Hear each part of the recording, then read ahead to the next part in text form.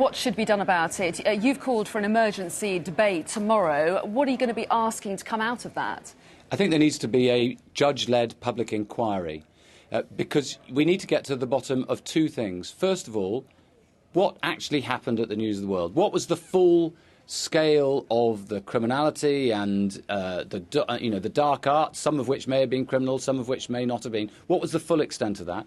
And secondly, and equally importantly, I would argue, why did the police do nothing about it in 2006? Because I hate to say this, but all the information in relation to Millie Dowler, the police had in 2006, and they could have taken action then, but they chose not to. Why on earth was that? Was it just that some people at the Met were lazy? Did they have other priorities? Or was there something much more worrying that needs to be looked into? And that's the double-headed scandal that I think a public inquiry is the only way that we'll ever manage to get hold of all the truth about.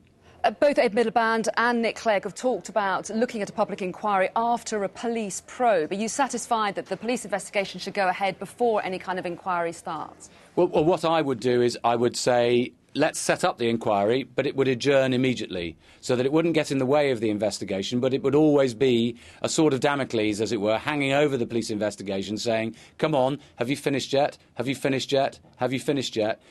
Because apart from anything else, there's a danger that as time goes on, and heaven knows this scandal has been going on and on and on and on now, there's a danger that people will leave the scene, people will leave the country, people will shred the evidence, and we need to make sure that there isn't a cover-up of the cover-up.